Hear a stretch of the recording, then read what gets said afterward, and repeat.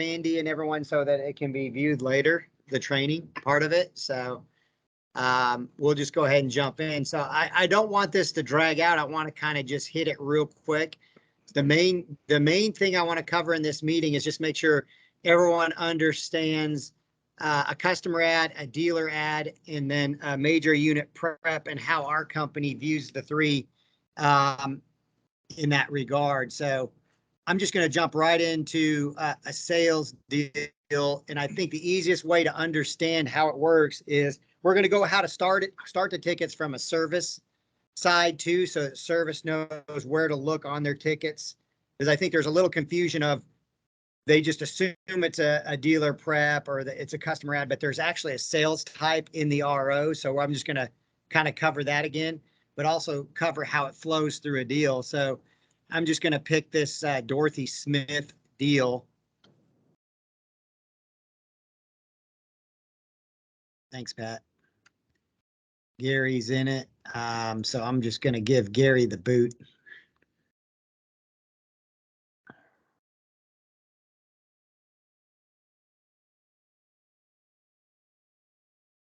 Hopefully he's not doing anything, but I guess he'll get over it. So there you go.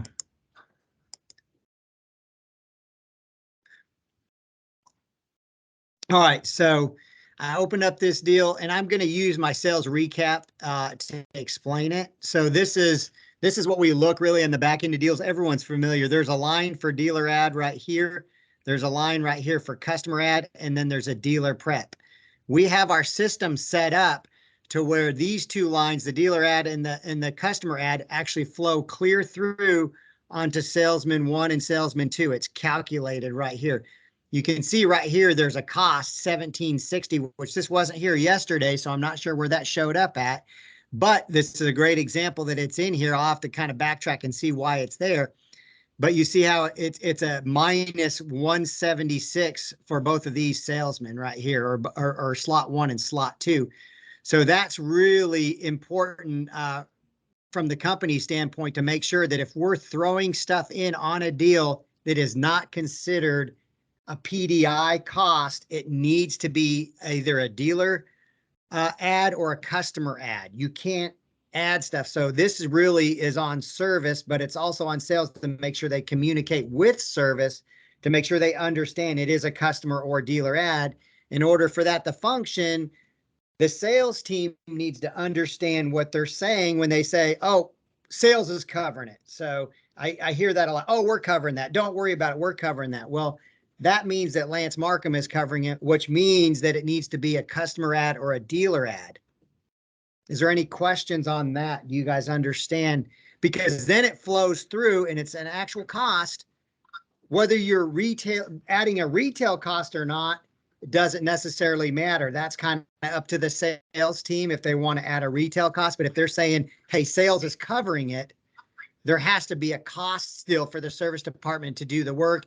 And it needs to flow through as a deduct right here. Does that make sense? Yes. Yeah. Yeah. So what happens is they go, hey, we said we'd throw in a trolling motor to close the deal. We've got a $20,000 margin on this thing. I'm just going to, as sales manager, I'm going to authorize putting a free trolling motor on it to close as a way to close the deal. So Duncan, you need to make sure that that is not a dealer prep ticket on that. And if the same thing goes on RVs, Tim, it cannot be a dealer prep ticket. It has to be a customer ad or a dealer ad, really. It does not matter at that point because they flow through the system the same. Typically what happens is a dealer ad is typically done way before you're even dealing with the customers typically. So, Randy gets in a boat down there and it sits there for a while and it's not selling. He's like, you know what, we're going to go ahead and do some upgrades to it to see if that helps to sell it. That would be typically a dealer ad. You would go ahead and add it to the system. It would flow through the same way. He may or may not add a cost in this cost line right here. Cost retail price. So the system, when it's calculating a sales deal, it adds how much you have the price at, which is this $8,400. and then it adds this, and then it adds this right here, any retail cost, and that's what's going to show total when you print this form.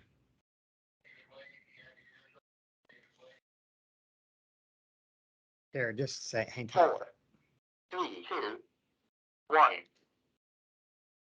Is it a customer, Dave, or can it wait?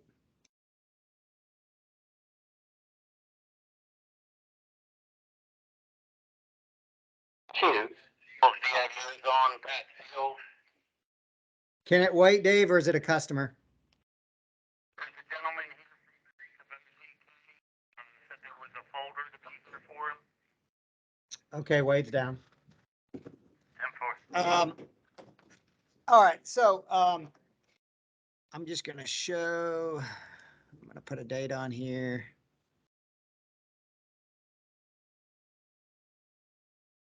So here I bring up the deal. Come on, if my computer can catch up. There we go. So here's your 8,400, and there's no other added fee to this deal. If I turn around and I want to add a cost to it, like right, well, it's grayed out now. So let me go here to options, and I edit this option. So that flowed through right here on the deal, and I don't know why there's a cost of 17 cents. I'm assuming that they're doing something in service to add a cost, but I can add a retail price to this right here. I can say $100. It's going to add a retail price right here. And again, just a review for those that are new, I'm under the options tab. I'm under applied options, not quoted options. Quoted options flow through the deal too. When you're quoting it, Heath and all the new salesmen, that'll still flow through as a quoted option and be on the ticket. The only time you want to apply it is when you're ready to go. It's been sold. When you apply it, it sends a request down to service to start that RO, and I'm going to go over that. Any questions at this? Go ahead. No, so the deal has to be closed out before we add any kind of option to it. No, I don't know what you mean by closing out a deal. I thought you said it had to be closed, and then after it's closed, you go into options. No, I said the deal has to be consummated. My bad, I used the wrong terminology. You're for sure adding the item. Gotcha. So a deposit's been taken, it's really almost over the curb. Typically, if a deposit's been taken, then you wouldn't even really apply it. It's like when Wade has finished the paperwork, we're ready to do it. I mean, you know it's gonna sell. Because once the option is applied and an RO is created and stuff, it follows that boat forever. So if the deal unravels, it's sold over to that boat. Gotcha.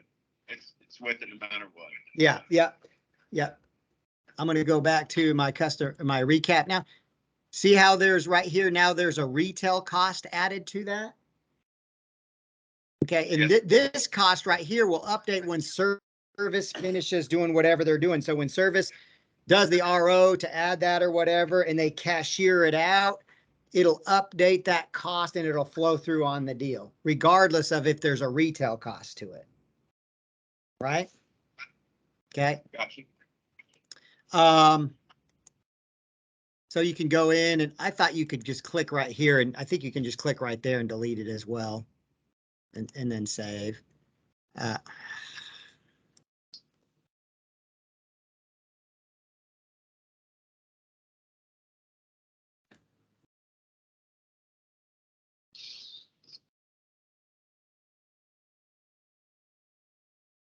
Sorry, Nicole. Hopefully I didn't just kill a bunch of stuff that you were doing, but I don't tiptoe around the document locking. I throw people out.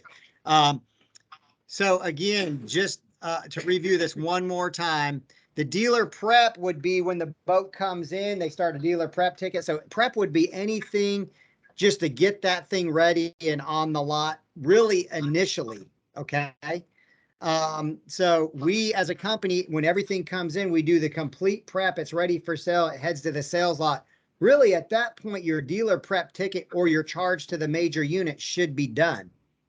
So Pat's going around the lot. He finds, oh, this door's not, he's showing an RV, finds some stuff, which is bound to happen. And then he sends it down to Tim down at Service Writing and says, hey, this unit up there, there's some stuff that needs to be fixed on it. Most of the time at that point, it should really be a warranty, which is also starts out as a charge to a major unit. If I'm losing you, raise your hand. It starts out as a charge to a major unit, but then the sales type, once you toggle the warranty button in your RO, then it changes over to a warranty ticket. So I'm going to show the RO side of it here in a little bit. I'm not saying that you can't never have some more PDI charge to the unit at a later date, but typically, if it's a customer, if you're doing something for the customer that we're absorbing cost as a sales department and we're saying, hey, we're going to cover that because that happens all the time, that needs to be a customer ad or even a dealer ad, really, honestly. They flow through identical. Any questions on that? And I'll kind of show the service side of it.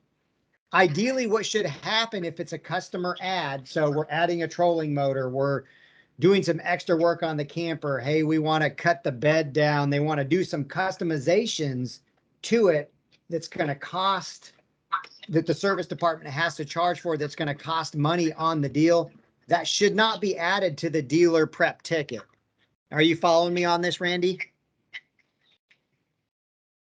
Hopefully, I don't know if Yeah, Randy's listening. yeah, no. But No, I got you. that's what's been, I think that's what's been happening all along up here is when we add stuff, it just gets thrown on the PDI ticket or the dealer prep ticket to be covered under my 5% pack. That Gotcha. should not happen. My 5% pack is to cover my PDI costs, not a whole bunch of stuff that my sales department wants to throw in to sweeten the deal, because then it doesn't flow through and cost them money. That's the big thing I'm trying to get people to wrap their head around. If my sales manager and my salesman decide that, hey, they're going to give up the $1,000, it's costing them $100. But what's happening is it's just going to the PDI cost. So what's them to really think about, hey, this is costing me money when I do this. And I'm not saying you can't do that at all. That's not what I'm saying. It just should flow through properly. Does that help explain it a little bit? So when I talked to Pat yesterday, he was like, so if it's a customer ad, it's costing the customer money. Not necessarily. Not at all. Not unless you add a retail cost to it. Then it costs it. But he said, well, what if Schultz charges them more on the ticket? Schultz does not control, nor does Duncan control anything to do with the retail charge on that. When they cashier out that ticket, it only hits the cost portion of this deal right here. So when he cashiers it out, this right here is going to be $700 or $800 because it's going to have it's going to have the tires. So you guys threw in tires. The front light needs to be fixed. And this particular unit for my Oconee crew, this is a traded in unit that we took in. So there's no PDI. This should never be charged to the major unit, because if it is, it won't flow through the deal right. It would be just a dealer ad. You could call it a customer ad. It really doesn't matter, but they wanted 4 new tires because they're dry rotted. They wanted the build checked and that. This should not be a charge to this major unit. So any traded in units that we have on our lot, we don't charge it to the major unit. It should be a dealer ad so that it flows through. You don't have to charge the customer, but it should be a dealer ad so that it hits the commission lines. And the reason that is may be different in some of the other places that maybe Randy has come from. And that's because we have our pack. So our system says anything underneath this dealer prep line, which is a strictly charge to the major unit, does not flow through to my sales department. That's the way we have it set up. And that's what the pack is for. That's why on traded in or owned units, we have to flow it through those other 2 lines. Does that make sense? And a lot of that stuff, hopefully my service department is going, hey, that's warranty, that's warranty, that's warranty, especially on the new stuff. But on this one, this particular one, or if it's a traded or one we own, or sometimes it's not warranty, but it still is just something we're using it to close the deal. That's okay. So Lance, quick question. If we say we get a boat down from up north from you guys that has had warranty work done on it on the lot, it's going to show the amount of that, and then when it's turned into a deal, a retail deal, it disappears? What? The warranty cost, like you were saying, dealer prep. Warranty doesn't flow over on this sheet at all Okay. that I'm aware of. It's a different sales type. It's not a PDI sales. It's not a PDI sales type. There's no charge to the unit when it's warranty. So there would be no cost, no retail or no cost associated with it. It's a warranty ticket. So it flows through a whole different process. So it doesn't hit any one of these three lines. Now, Heath, where you may see it is if you go to parts and labor, there may be a warranty ticket here. I'm not positive it even flows through on the major unit here. I'd have to look at one of them that is warranty. So on any one of these sales deals, these are anything, you know, there's going to be any labor and any parts that's ever been applied to this deal will be on here. Okay. Including PDI tickets. So you could drill down, Randy, into PDI tickets if something looks like it's really expensive. So you're reviewing a deal for Heath and you click on your sales recap and all of a sudden you see this PDI cost, even though it's not costing you as a salesperson, but you're in charge of the whole shooting match down there and you're like, $5,000 cost, that's hitting my bottom line. Why is that? Well, there was probably an error done by your service department. They charged, you know, some bulk item, or there was just some kind of error that possibly happened because I've caught a few of them where there was like 5 batteries on a deal and they're like, what? I'm not sure. And that's fine. You just reverse it and correct it. But that's what that is. Hey, Lance, Yeah. real quick. So if we take on a traded in unit, if I know I'm doing tires or repairs that we knew, you know, when we took the unit in, that is getting billed to the cost of the unit, right? Like if you charge it to the major unit that we own. Yep. So if I take a trailer in and I have to spend $1,000 making it ready to sell, Yes. that $1,000 is going to go towards the cost of the major unit, right?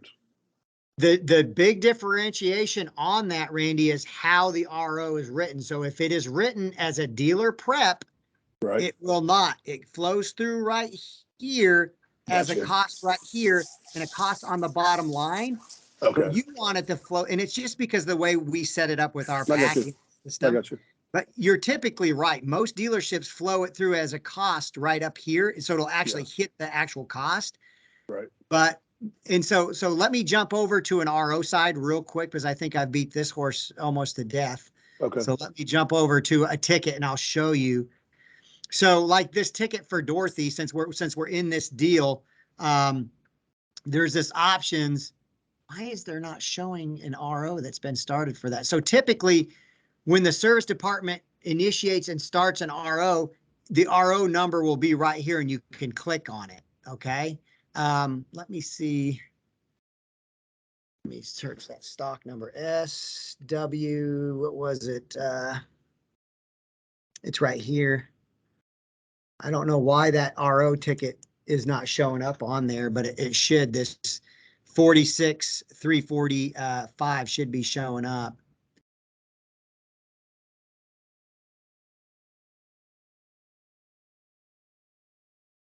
So while this is loading, when you're in there, it comes up and it loads. So if I go to my work tab on this, and I go in the individual work tab. So right here, you know, this is per job down here, Duncan. So if there was multiple jobs, I would click on each one of the jobs up here and I would have all these items for each job, right? So in the individual jobs, not in the general tab, there's nothing really, it has a customer type right here, but it's overridden by everything in the individual jobs tab. So if I go up here to work and I'm looking at this job tab, this is what I'm looking at, the sales type, sales to dealer add. That's the sales type for this. Okay. So if this right here, and I cannot change it, if this right here says prep to major unit, it's going to go towards your pack and not flow through. So your question, Randy, is you want that if you're adding $1,000 to it, that's great, but you want it to affect the commissions for you and for your staff. So it has to be then done as a dealer add. So whenever the guys in service start the ticket, they'll start it as a major unit charge, but then it won't be a prep ticket. It'll be a dealer ad. So the cost flows through, not on a pack. Okay, I got you. Does that make sense? So, and I'm going to start a ticket from the beginning to show how that works, which necessarily doesn't impact, it impacts all of you guys, the riders and parts and everything. Nicole, if you ever happen to have to start a ticket.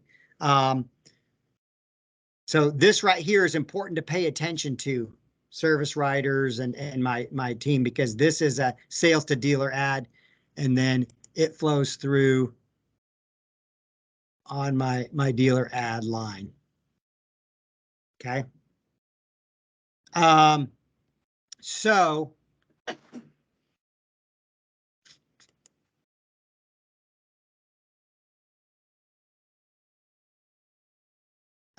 let's see, I'm trying to think where to go from here. So let's go for, if we're doing a sales deal, I'm going to cover one more thing here, and then I'm going to go to the service ticket. So if at all possible, when we want to add one of those things, instead of bringing a piece of paper, calling on the radio, calling on the phone, popping in and seeing Tim and saying, hey, I need you to do this, this, this on this unit, we prefer that you use this options tab.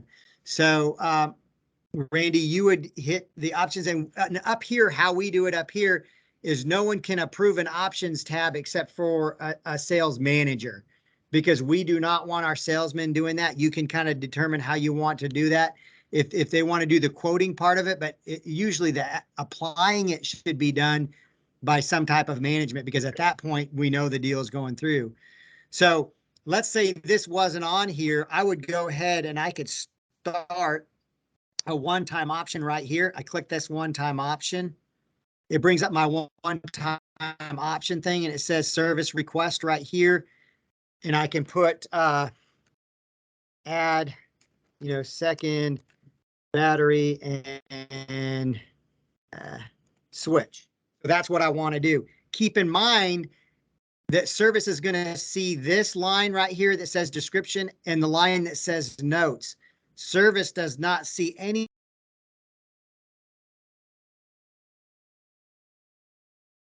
Makes sense. So what I usually do is I usually copy that and I throw that right down in my notes as well. Okay. You don't have to put a labor. You don't have to, if you want to put a price on it that's charging to the customer, you can do a price. So I'm going to say this. So an option such as this, a second battery and switch, typically is something the customer asks for. So there's going to be a retail price to it, right? So you don't necessarily have to worry about a cost. Mr. Wade asked me a really good question the other day. He said they try to put a cost in there. I believe that if you do put a cost right here, which is just labor, that is overridden by anything that sales does when they actually, or service does when they actually complete the ticket. But for your line item, if you want to, when you're evaluating your sales deal, you can put a cost in there. Does that make sense? Yeah, where I would go wouldn't be the labor cost, though. Okay, where would you I put? would save it and go back into it through the back and add that. Right cost. here in the Yeah. cost. But you see, I don't know if that, I think I don't know if you can lock cost. I know you can lock pricing, but I don't know if you can lock cost, because what happens is whatever they cashier that ticket out for, that's your cost, whatever flows through. So I told you I was going to get you an answer, but I didn't do a test deal on that. But I'm just going to save it without, I'll actually add a retail cost to this. So I'm going to add, we're going to charge the person to add a second battery and a switch. We're going to charge them $300. So I'm going to go ahead, and you can see it's a service request here, not a parts request. I'm going to go ahead. It automatically says option 2 because there's already an option 1 on this deal. So I'm going to, hey, okay. It's down here under quoted options, not under applied options. Does it still show up? Yeah, it'll still show up. So if I go to my recap, you can see now under customer add, I have a retail price that is then added to my bottom line. There's no cost yet. And so it's at a $300 margin. And my sales team now is making an extra $30, Heath and Randy, for selling that actually that upsell over. Okay. So the cost will flow through once Duncan and his team processes the ticket. So there's no need to add a cost. Understood. What's that, Heath? I said, I understand. That Okay, no okay. construction process is the ticket. Yep, cost will be then there. the cost will be there. But I mean, Randy probably already has an idea. You all have an idea what that cost is going to be. But see, you're able to see all this stuff, but it's just not applied. So we really don't want to apply it until it's getting done. We're pulling the boat in, we're actually doing it. So just keep that in mind, because I can go back now and I can just highlight this, which is highlighted in blue, and I can just delete that option off there. Once it's applied to that boat, it's done. We have to unravel the whole thing. So if that deal falls apart and then Heath adds this boat back to his deal with a different customer 3 weeks later, that applied option's on there. Okay. So just be aware that applying the option, it's happening. It can be unraveled, but it's a little bit of a hairy deal. So, and if I go to my general tab on my deal, you can see now that my price is 8,400, but there's also an options. So my bottom line has went up to $8,700 now, because there's a retail price to the options, and you can click this little icon and it brings up your options screen right here. It shows, well, why is there a price under options? Well, it's this quoted option right here. Now, since they're including this deal in closing the deal, there's no price on it, so it doesn't affect anything. Any questions on that? Does that feel like it's a little more clear? That's When you very clear. print out the buyer's form, Yes. Yes, yeah. Good, Pat. Let me show you exactly what happened. So, I'm in my own deal. Okay. Oh, major I hate unit. seeing There's kind of a method to the madness with CDK. You'll figure it out, Heath. Gotcha. So now what happens is you can see that it has the replace the 4 tires, bilge, anchor. There's a 0 cost to the customer. So if this adds value to what you're doing, Pat, on this deal. So we're showing the customer, hey, we're sending them the thing. We're doing everything you have to do to close the deal. There's a 0 cost to you. Now the one below it, the second battery switch, there is a retail cost to it right here. This little D right here means it's a dealer ad. If it was a C, that would be a customer ad. Okay. And it flows through added accessories, $300. Bottom line, $8,700 now. Okay. Is that what you were kind of wondering, where that flows through? Yep. So you can use this quote when you're quoting all kinds of stuff in upsell, and Heath and Randy, you guys can be selling all kinds of extra stuff across on that deal if you want. I know a lot of dealerships, what they will do, especially if this is a finance deal, is, hey, we're going to throw a surfer on there. We're going to do all that stuff. But the problem with that, so be aware of this, is in order to close that deal, if you start going down that road, they're going to say, well, we just want it for free. So you have to be real careful about trying to put that kind of stuff in. you don't want to put anything that's not physically going to be attached to the boat or the RV on a finance deal. Did you So, guys hear that? Well, doesn't it just cap it off especially if if they don't have a lot of down payment money? That's right. So then you're creeping up on your cost of your unit and what you're allowed Right. to do that. So, yeah. So Understood. I'm glad that Wade brought that up. So one of the things that the sales team has done a good job up here that has really kind of helped, I think, is a lot of the add-ons. So hitches, things like that. They just say, hey, after the fact, just get with your service team and they'll just do that under a service RO. So they don't even put that on the deals. They don't send it as an option. They just say, hey, it's a separate ticket through service. And that way, it's just better done that way, because they said, hey, can we get this thrown in? Can we do this? They're like, that's a service thing. They install those. You got to go through that. And so the customer's less likely to feel like they're owed something when they're dealing with the service and not the sales team, because the sales team is selling them a $60,000 boat. So they feel like they're owed something. The service team's like, hey, we're service. We're a department over here. If you want this, this is the price. And so I think that's really been beneficial for us. So a lot of those particular add-ons, especially if we're talking $3,000 worth of trolling motor, Lowrance, fish finders and stuff, you just say, hey, just go ahead and then they just retail it out and pay cash right through service. So that's been pretty, I think, good for us. So. Now, I haven't done a finance deal with Priority One, but speaking of adding options on it, if Priority One comes back and says, yeah, there's plenty of room for that stuff. It's gotta be stuff that's attached to the boat. We can do a supplemental for like a trolling motor or a fish finder or whatever, but like if it's a tube and a wakeboard, stuff like that, they don't want it on the deal because it's not. So I misspoke. So don't listen to me. Listen to Mr. Wade. He's the finance guy. Yeah, no, it's got to be on the boat and Yes. on the buyer's order, right? Yep. Yeah. Yep. Yeah, and then we send in a supplemental to show what the actual value that we say that's adding to the loan, so they can take into account for that. But if it's something that's not attached to the boat, it absolutely can't be on there. It doesn't add value to a tube or a wakeboard or whatever. Yep. But it has to be like an arch tower or whatever. Yep. It's gotta be something attached to the boat that the lien for the property covers. So something that we do as a company, Heath, that we do is the day of the purchase, when they close the deal, anything in the retail shop minus electronics, low margin items, they have 20% off that day. So that doesn't Right. mean they get 20% off for the life of the customer, which sometimes people are like, hey, I bought a boat from you last year or 3 years ago. I want my 20% discount. You're like, that's not necessarily how it works. But it's really done well because people load up on surfers and skis and vests and stuff, and we're still doing okay on our margin. Okay. You didn't hear that, Nicole. So okay. So back over to the deal. So what I would do is, this is highlighted now right here. If I hit this apply button, it's going to shoot it over here. I'm going to go to my desktop and see.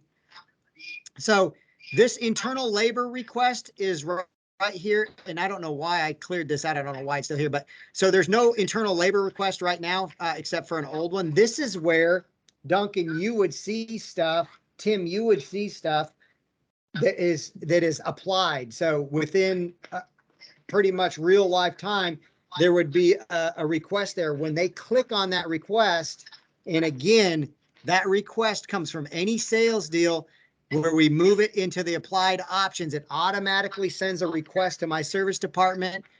And so your service department should be checking their internal labor requests on a regular basis. What we tell our staff to do is to call down, hey, I sent a labor request down.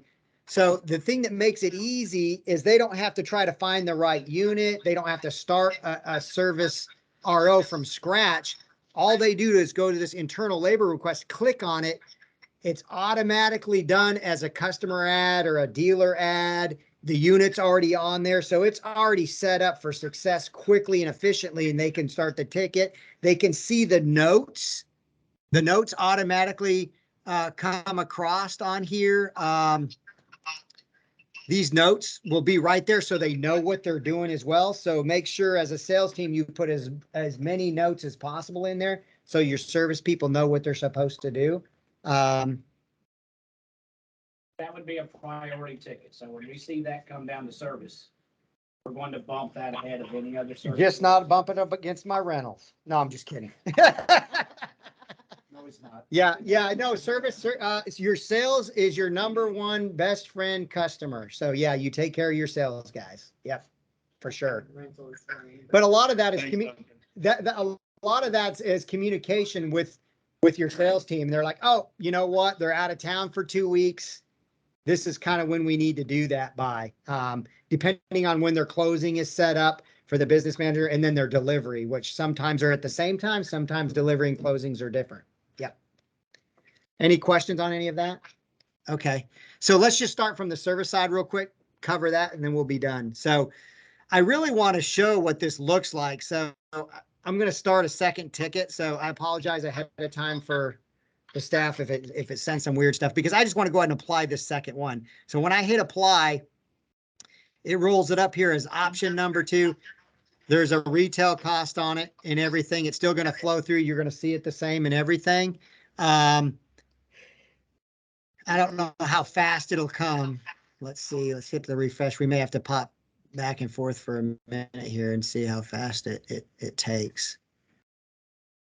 It usually takes a minute or two.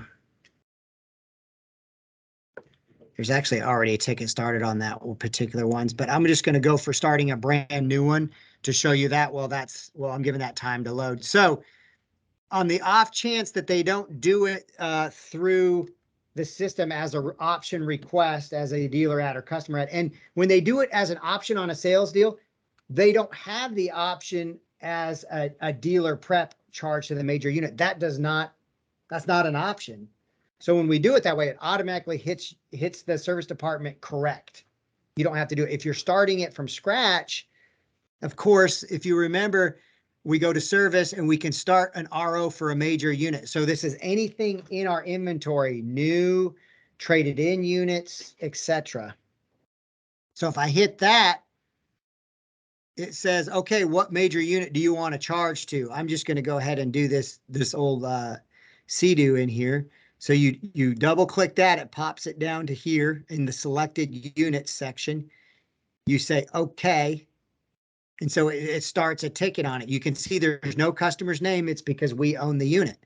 So whenever you start a ticket, there's always one work job already on here with no title, no nothing right here. So it's right here, nothing, no parts, no nothing. It has the unit right here. Notice right here, sales type, sales to major unit prep. That's the default whenever you start a ticket that way. I don't know if really us as a company, if we've been doing a good job to pay attention to the sales type, but that's from that point on affects the whole system, how it flows through the system. Okay. So if you do start one and you're just doing some more PDI work and stuff like that, you would leave it that way. But if for some reason the options are not coming through, Pat's like, hey, I did the options request, it's not coming through, I need to get this done today. Tim goes, you don't worry, I'll just start a unit. What's the stock number? And he can start it this way. If it flows through later as an option, we'll have to void that RO, which is fine. You can void that RO, which has happened. I think this has happened where we just start an RO. For some reason, it takes too long. Let me actually go back and see if it's on my desktop yet, which it's not. Get that more details and see if there's anything else. Well, that's just going to show the one that's waiting. Yeah. Yeah. Yeah, I might have to close it.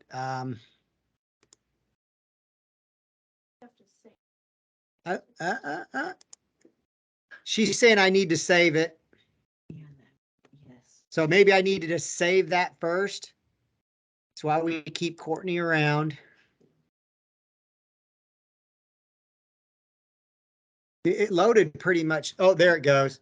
So thank you, Courtney. That's important. It's got to be saved. And now you can see right there, there's a request created.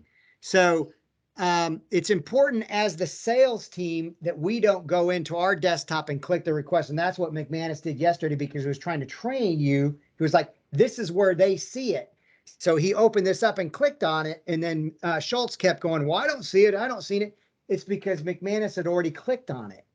There was another whole issue with it because it was a unit that wasn't even in the system. So it never created an RO because it was a traded in unit that hadn't been sold over yet. But I'm not going to go into that today. So all my service team has to do right now is go, boom, click that. Oh my gosh. So it's locked. So I got to get out of the deal.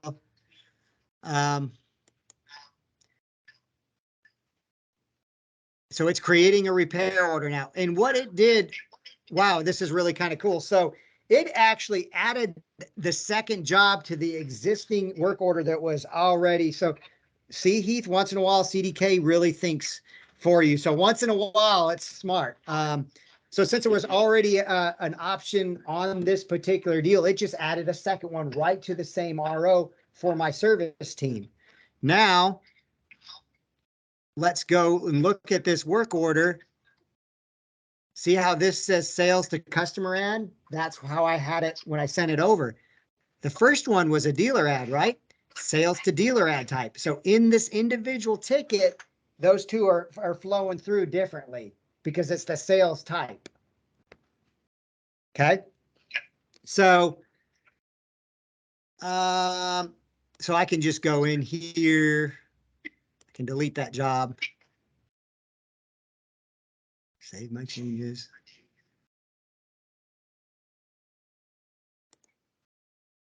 So again, this is that major unit or that work order I started for that old bomb BRP that's not even here. But I can go in right here and I can change it. Dealer add, customer add.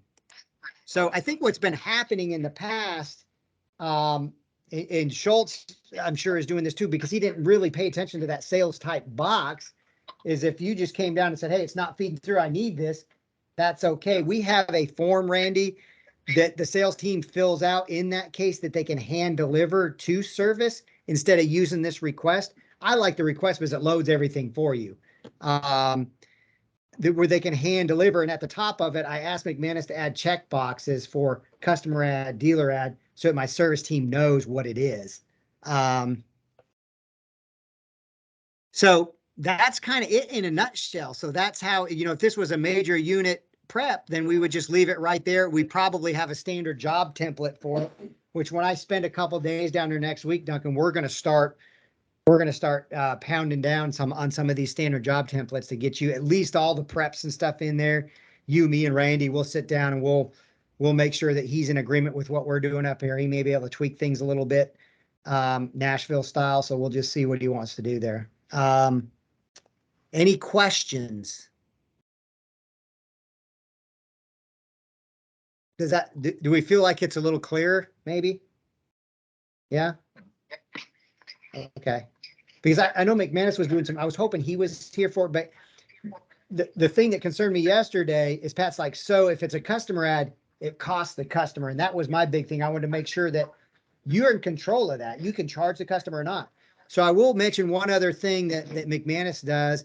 When he does a lot of these customer ads, or I would really call it a dealer ad. So he's adding automatically the Vantage. He's adding automatically the, so let's say we're doing a Vantage pontoon guard, for example. It should be done as a dealer ad option. So you don't have to have a retail price on it. So what McManus does is he just bumps up the actual price. So because he doesn't want to show a cost, he wants to show like that's included in the price. That's how he likes to do everything. You get all this and a cupcake too, and it's all included. So, and that's fine. That works for him. It does good. So, like on this particular deal, I just grabbed one. I don't even know. So for example, right here, the dealer prep, there's no charge for it. So CDK allows dealerships to set it up however they want. We used to have a dealer prep charge, and that was actually automatically loaded in here. And then this is the cost right here. But you see, there's nothing, even though there's a cost right here. If it flowed through properly, there would be a minus $210 right here, but there's not. That's why it's important that if it's stuff that's added up here. So our Vantage should not be a dealer prep ever, even though we're adding it to that unit. Hey, and this is a discussion that's being had right now. We want to add it to a bunch of units, which I think is a great idea. We just want it on the lot. We'll just build it into the price. That would have to be a dealer ad ticket. Okay. And since there's not a sales deal, you can't do it as an option. So when you guys start the ticket and service, you would charge it to the major unit, but make sure it's a dealer ad, not a prep. Okay. And then it flows through properly. You can still have a zero cost on it, a zero retail cost. So what McManus is going to do is just upcharge his pontoon by $2,500. And then when you do this little form over here, and I can also show, you can actually go into the major unit inventory, actually, believe it or not, and you can actually do that option right in the major unit inventory, and it sends it down to service too, which is another way you can do it. So see, on this particular deal, so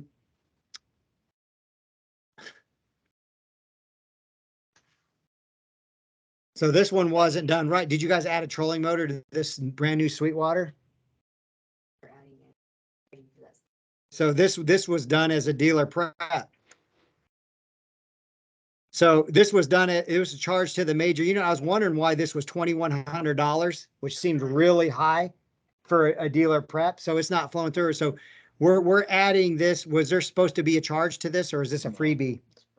So that's a freebie thing that was done wrong right there. So that should have been done as a dealer ad, because now it's probably costing me, let's say $900 to add this. That should be a deduct on McManus's and the salesman commissions. They shouldn't be getting paid on that. So I'm absorbing that entire cost in my PDI cost. So if we're doing this deal after deal after deal, it's done wrong. So my management team can really be watching that on the deal. So if you ever get to the point where you're finalizing deals and you're looking at this sales recap, and especially you down there, Randy, this would be a flag right here, like a PDI for a 22 or what is it? 86, 2186 is $2,100. I'm going to have a little chat with Duncan down there and find out what he's charging me Go for to it. general tab and click on. Right here. Parts and labor. So here's the ticket for it. Also final check on the ticket. So that's Randy. I kind of bounced real quick, but this is where I was showing. So you can see anything on that particular deal, Randy, you can click right into the RO. So like when you're drilling down, like when I'm in the morning doing my drill down. So here it looks like there's an install.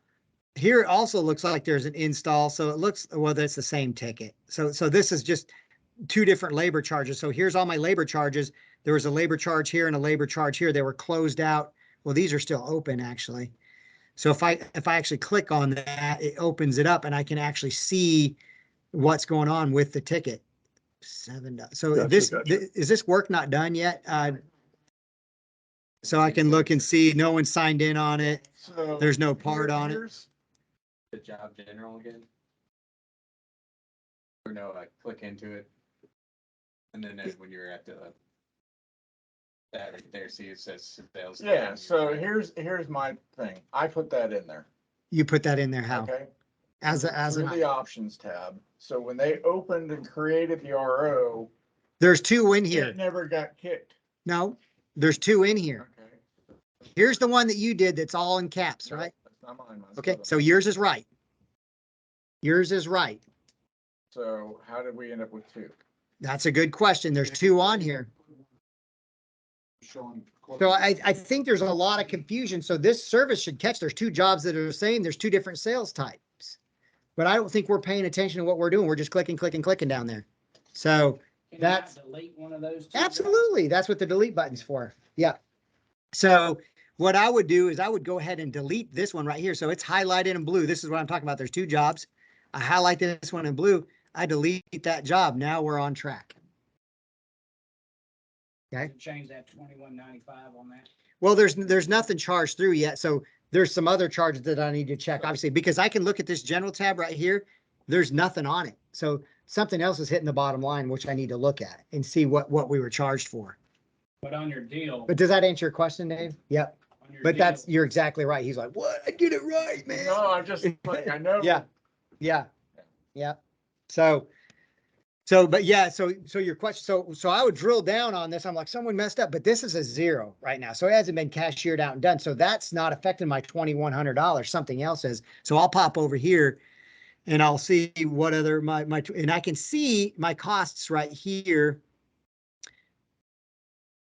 These are parts cost, right? But you can see this is the dealer prep ticket. It looks like there's two tickets. Two tickets. This is the main one because there's a bunch of parts on it. And so there's probably this also, you'll see it reflected down here. These are the labor charges. It doesn't show anything on labor. You're not going to see a price for labor. It's internal, but I can click on that ticket and I can find out why there's $2,100 charged on this ticket. So here's $1,900. It was probably because this was a motor that we put on. Motor install. So this particular unit, they did a rigging on it. So we actually rigged the motor ourselves. That's why it's a little bit high, which is probably something we need to look at. If we're doing a lot of rigging on boats and we're absorbing that kind of cost, we're probably within that 5% pack, but we're hitting, bumping right up against the ceiling of it, which I'd rather not, right?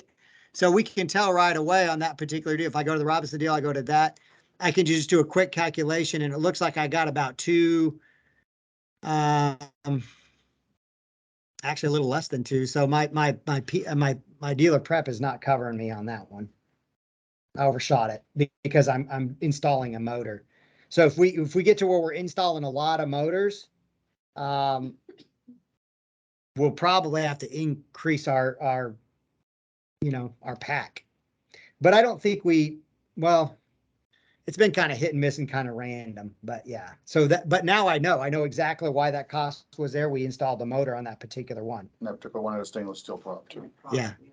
which Yeah. each up was almost $700. Yeah. So, I mean, if that's the case, we just need to up our pack to 7% or something, if we're getting hit all the time, which we typically don't.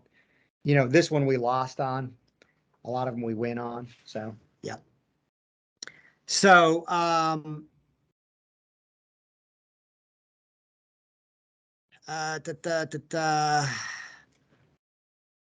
any questions on that? Hopefully, I feel like there's been a lot of good information here for folks on understanding those two things. Can you hear me? Yeah. Okay, you said this before, but this is just a straight percentage the pack is, right? Now, 5% of cost. 5%. Okay, so it doesn't matter what you add to it. It's just 5% of cost. That's what a pack is. So if you add a motor, yeah, okay. So if you add a motor and it's more, it doesn't take that into account. It just It does not. It's okay. 5% of cost. Whatever Deborah and the team or Courtney puts in for the AP, the cost of the boat, The actual invoice. the invoice, that's what you set your pack at. This is not a sliding scale based on actual cost billed through service. Okay. That's how a pack works. Yeah. Yep. Any other questions? It's a good question.